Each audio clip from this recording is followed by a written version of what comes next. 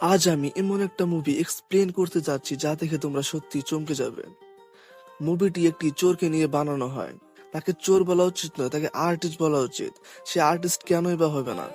মাসের পর মাস চুরি করে যাচ্ছে, কিন্তু পুলিশ তাকে ধরতেই পারছে না, তার নাগালই পাচ্ছে না। আজ এমন একটা মুভি এক্সপ্লেন করব একটি চোরকে নিয়ে।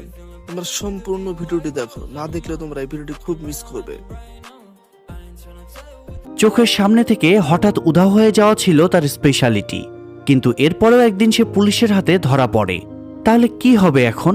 সে কি শাস্তি পাবে, নাকি এমন কিছু ঘটবে যেটা কেউ কল্পনাও করেনি?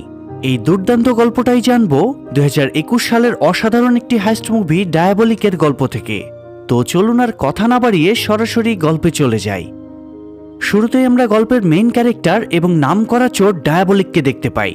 মাথা থেকে পা পর্যন্ত কালো কাপড়ে ঢাকা থাকার কারণে আজ পর্যন্ত কেউ তার চেহারা দেখতে পারেনি। নিজের কাজে সে এতটাই দক্ষ ছিল যে আজ পর্যন্ত কোনো পুলিশের হাতে সে ধরাও পড়েনি। তো একদিন সে ইতালির একটা ব্যাংক থেকে কিছু মূল্যবান ধন সম্পদ চুরি করে পালাচ্ছিল। তখন পুলিশ তাকে ধাওয়া করতে শুরু করে। তারা অনেক কষ্টে ডায়াবলিকের পথ আটকায়। তারা ভেবেছিল এবার আর সে কোনোভাবেই পালাতে পারবে না। কিন্তু ডায়াবলিক হঠাৎ তার গাড়িতে থাকা একটা বাটন প্রেস করলেই রাস্তাটা তৎক্ষণাৎ উঁচু হয়ে যায়, আর সে ওই রোডে স্লাইড করে পুলিশের মাথার উপর দিয়ে চলে যায়। এই অবস্থা দেখে পুলিশরা হতবাক হয়ে তাকিয়ে থাকে, তবে তারা ওইখানে হার মানে না। পুলিশের আরেকটা টিম ডায়াবলিককে ফলো করতে শুরু করে। সেটা দেখে ডায়াবলিক গাড়ি থেকে একটা বিষাক্ত গ্যাস পাস করলে পুলিশরা সবাই অজ্ঞান হয়ে যায়। কিন্তু এত কিছুর পরেও বেচারা শান্তি পায় না। ইন্সপেক্টর গ্যানকো গাড়ি নিয়ে তার পেছনে পড়ে যায়, কিন্তু কিছু দূর যাওয়ার পরে সে দেখতে পায় ডায়াবলিকের গাড়িটা রাস্তায় উল্টে পড়ে আছে, অথচ ডায়াবলিক সেখানে নেই। এটা দেখে গ্যানকো এখানে খুব হতাশ হয়ে যায়। এদিকে আমরা একটা পার্টিতে ডিফেন্স মিনিস্টার জর্জিওকে দেখতে পাই। সে পার্টিতে অন্যদের সাথে গল্প করছিল। এরই মাঝে সেখানে ইভা নামের একটা মেয়ে আসে। জর্জিও তখন তাকে ওয়েলকাম করার জন্য এগিয়ে যায়। ইভা মূলত ওই শহরের নামকরা একজন বিজনেস উম্যান, তবে বিজনেসটা তার নিজের নয়। সে এক বৃদ্ধ বিলিয়নারকে বিয়ে করেছিল, সোজা কথায় সুগার ড্যাডি আর কি। তো লোকটা মারা যাওয়ার পর তার সহায় সম্পত্তি সহ পুরো বিজনেসটাও ইভার হয়ে যায়। সৌন্দর্য আর আভিজাত্যর কারণে সবসময় আলোচনায় থাকতো সে, তাই তাকে পার্টিতে দেখে সবাই অনেক খুশি হয়। সেখানে কথায় কথায় ইভা ডায়াবলিকের ব্যাপারে জানতে পারে।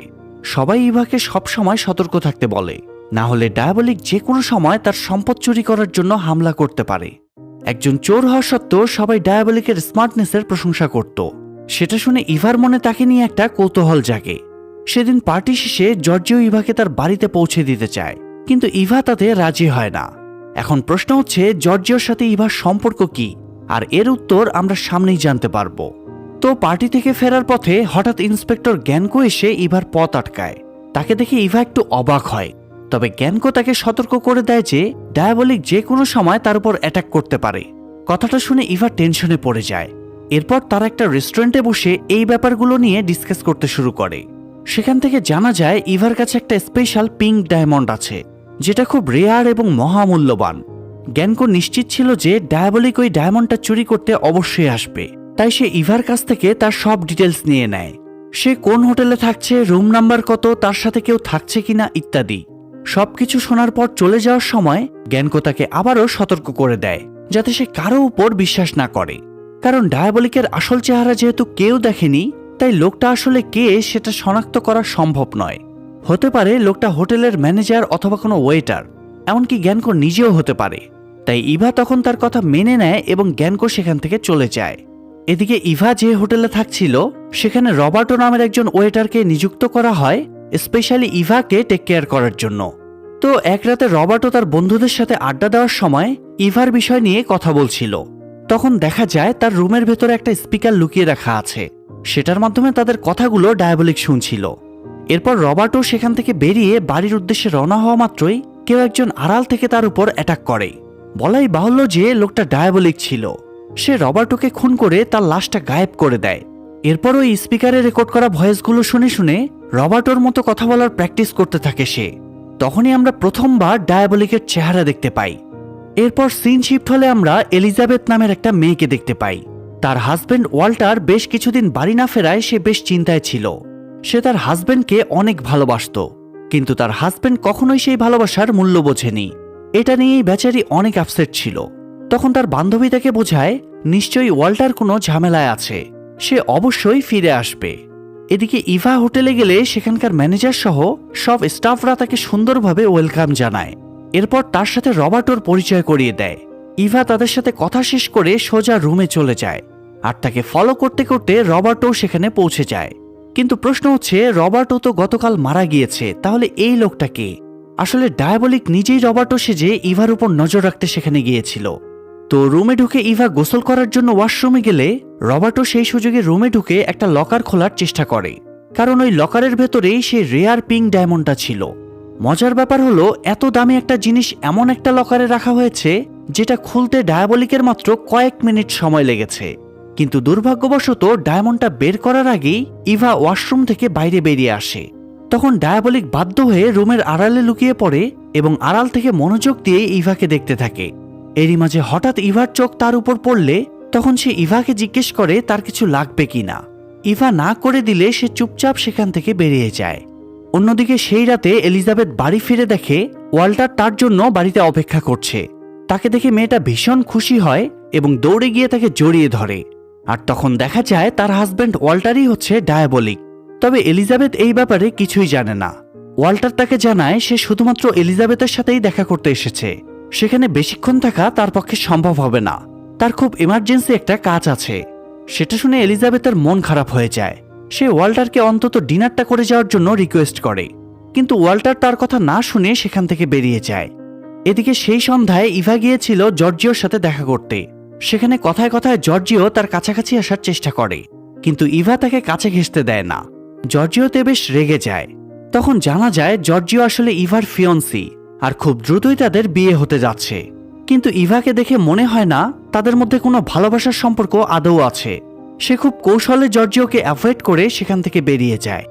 এদিকে ডায়াবলিক রাতের অন্ধকারে সুযোগ বুঝে ইভার রুমে ঢুকে ওই লকারটা আবারও খুলতে শুরু করে। ঘটনাক্রমে ঠিক সেই সময় ইভাও রুমে ফিরে আসে। ভেতরে ঢুকেই তার একটু আজব লাগে, মনে হচ্ছিল রুমের ভেতর নিশ্চয়ই কেউ আছে। ঠিক তখনই ডায়াবলিক পেছন থেকে এসে তাকে পাকড়াও করে এবং তাকে ভয় দেখানোর চেষ্টা করে। কিন্তু অদ্ভুত ব্যাপার হলো, ইভা একটুও ভয় পায় না। উল্টো ডায়াবলিককে জানিয়ে দেয় যে সে যেই পিঙ্ক ডায়মন্ডটা চুরি করতে এসেছে সেটা নকল এবং আসলটা কোথায় আছে সেটা তার জানা নেই। কিন্তু ডায়াবলিক তার কথা বিশ্বাস করে না, কারণ ইভার মতো ধনী মানুষের নকল ডায়মন্ড পরার কথাই নয়। তখন ইভা তাকে জানায় সে শুধুমাত্র তার রেপুটেশন ধরে রাখার জন্য নকল আংটিটা পরে বেড়াচ্ছে, আর আসলটা অনেক আগেই সে বিক্রি করে দিয়েছে। তবে ডায়াবলিক এতে ঠিক কনভিন্স হতে পারে না, তাই ইভা তখন তাকে সেই আংটিটা চেক করে দেখতে বলে। তখন ডায়াবলিক তাকে হুমকি দেয় যে তার কথা যদি মিথ্যে হয় তাহলে পরের বার সে ইভাকে খুন করার জন্য আসবে, ডায়মন্ড নেওয়ার জন্য নয়।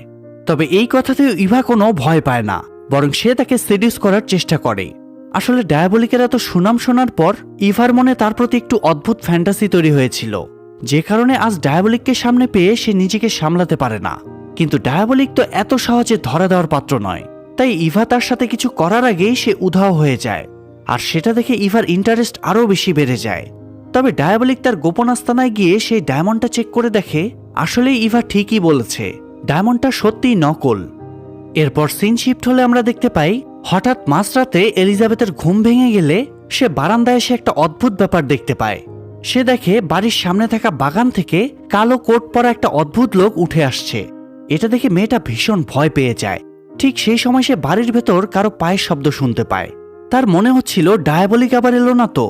এতে তার ভয় আরো কয়েক গুণ বেড়ে যায়।